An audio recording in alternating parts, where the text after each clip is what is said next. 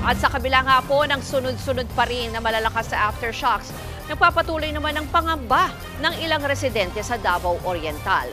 Sa bayan ng Baganga, hindi pa rin magamit ang ilang gusali dahil sa matinding pinsala ng lindol.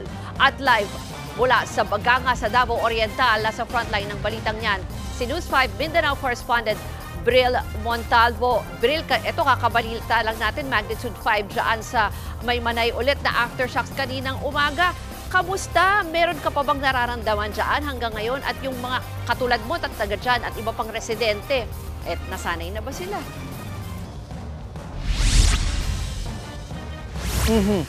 Ruth, sunod-sunod pa rin ang aftershocks na nararamdaman dito sa bayan ng Baganga. Kaliwat kanan ang mga infrastrukturang pinadapa ng kambal na lindol nitong mga nakaraang linggo, kaya hindi pa rin magamit ang ilang mga gusali. Hindi pa rin mapakinabangan ang ilang bahaging ito ng Santo Niño Church sa barangay Kinablangan.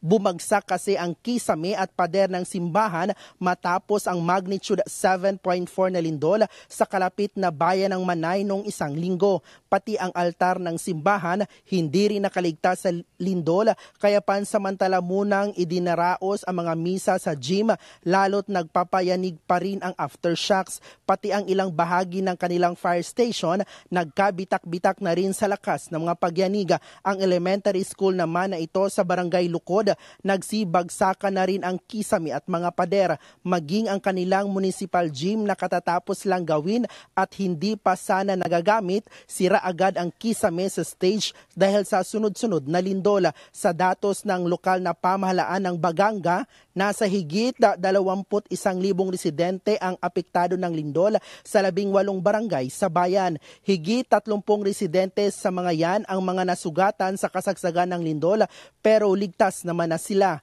Isa rin sa lubhang nawasak sa lindol ang ibinigay na pabahay ng LGU sa mga biktima ng Bagyong Pablo noong 2012. Isa si Nanay Eden sa mga nakatanggap ng pabahay. Aniya, trauma raw ang inabot niya hanggang ngayon dahil sa aftershocks. Pakinggan natin ang kanyang pahayag. Mayo gani pagkalinog, wa maon sa akong bata ba katong to sa sulod. Di ning gawas dayon sa linog. Pagkahuman, dagan mi sa karsada ba.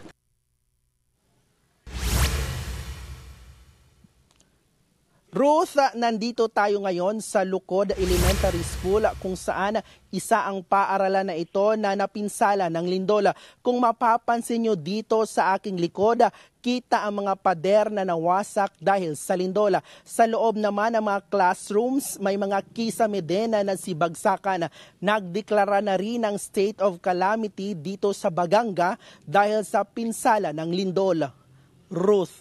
Bril, pakibigyan mo nga kami ng idea kung saan yung Baganga at karaniwan ba yan? Pinupuntahan ng mga turista? Kamusta na ngayon? May mga pasyalan ba o sarado yung mga yan?